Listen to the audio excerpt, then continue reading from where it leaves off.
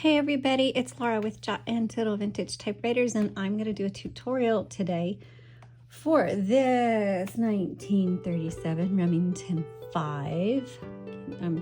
I know there's a glare. It has this high gloss black finish that is stunning, but it does literally reflect everything and it shows every speck of dust. So that is one thing about those black gloss finishes. They're very attractive.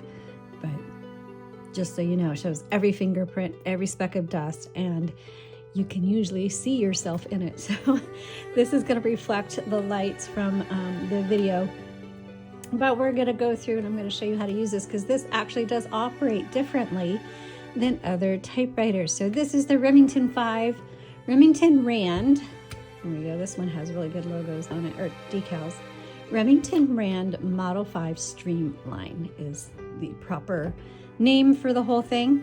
And I've got it on a non-slip typewriter pad today because one of the things of this, even though I do recommend using a pad all the time, in this particular instance, because of how the return handle is situated, you're going to be having trouble with the typewriter scooching around a lot. So in this instance, I will say it's really necessary to have one of our non-slip pads.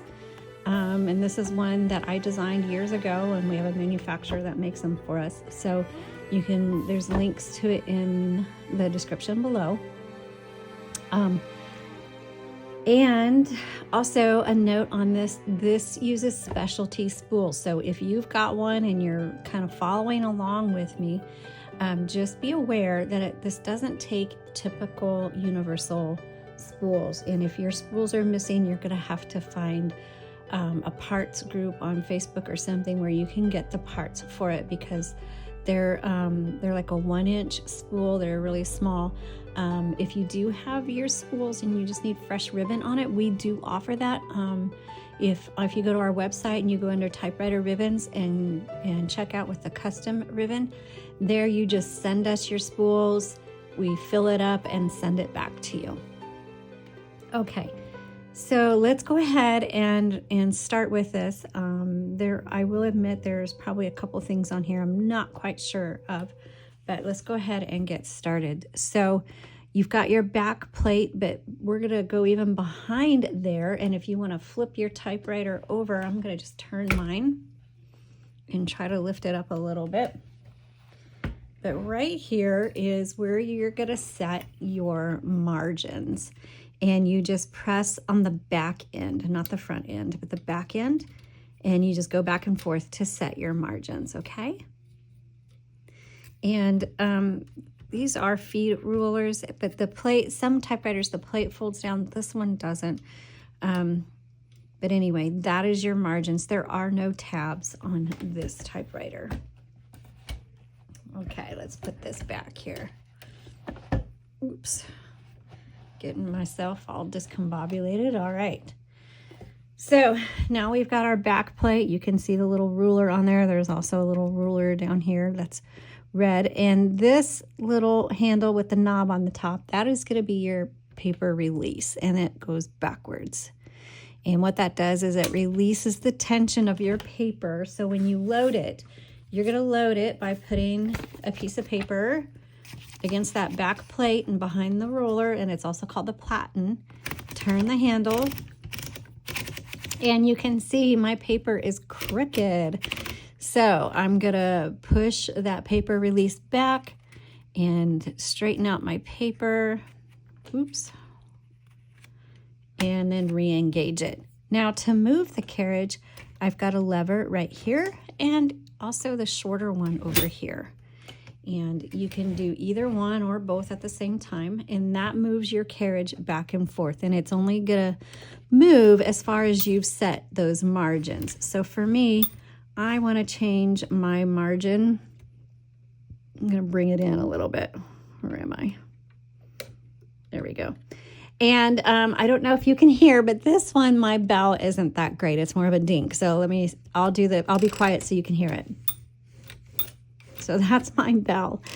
And I'm going to move my margin in over here. I can't. And that's one thing I don't like about this is I can't see. Can't see what I'm doing. There I am. So I like it on those typewriters where you can flip this back plate over and see yourself setting the margins, whereas in this case I'd have to flip it up or around. It's a blind kind of a set. Okay, so this is your return handle. I know it's really strange looking because it's sticking up, but when you pull down, that advances the line spacing. And so to adjust, let me move this out. To adjust the line selector, you've got a little tab here.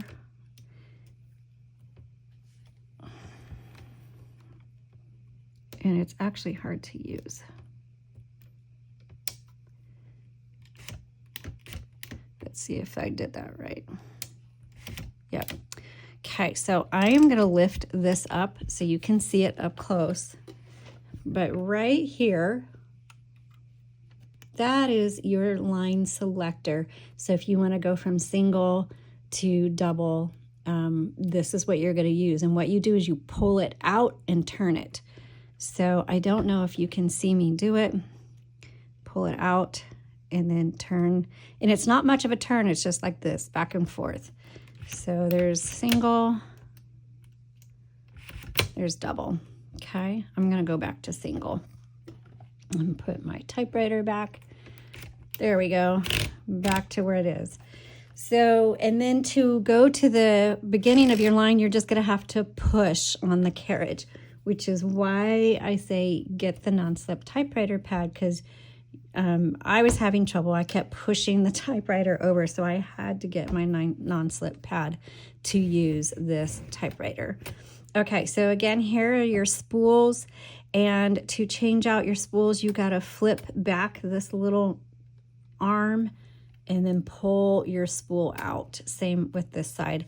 And the ribbon, it comes up and around the little arm and over and through. And same with this way, okay?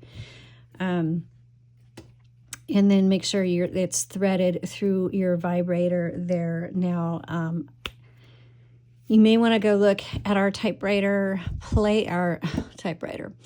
our ribbon playlist, because I do have a few videos on how to change out ribbons.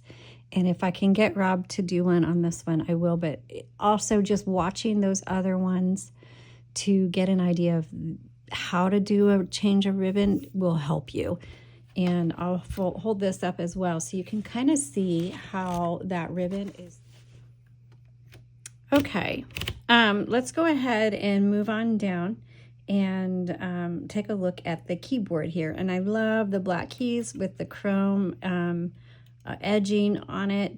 So over here you have this little button that's called Self Starter. And while I'm not entirely sure what this is for, I suspect, because sometimes what happens with these older ones is maybe sometimes the type bars get stuck, and I think that's what this is for, but I am not entirely sure. You probably will never need to use it. Over here is our ribbon reversal.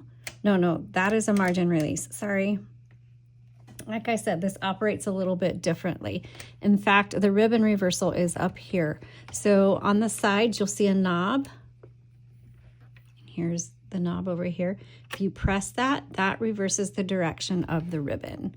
So there you go. And if you push this way, it goes the other way.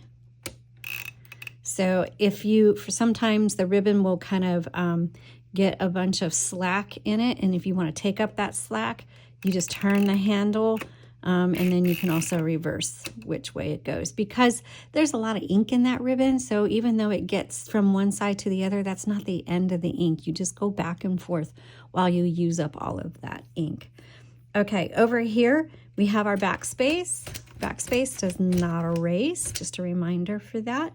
And then our margin release. So when you get to the end of your margin, and let's say you want to finish your word, just hit that margin release and you can keep going. Okay, and then you have your shift On this side is the shift lock. So if you want to do uppercase, and then to release it, you need to press the black one, and that will release it. Your color selector, you've got black and red. So you've got 2 options on that. And when you're threading in your ribbon, make sure black is on the top and red is on the bottom. So that is how you use the Remington 5. And also, oh, here's a tip. If you are looking for the serial number, I looked forever on this because I forgot where they put it. It's going to be, and you're not going to be able to see it, but on this back plate behind the keyboard is imprinted the serial number. So you're going to have to lift it up, get a flashlight, and look behind the keys on the back plate on the right side, and that is where your serial number is going to be.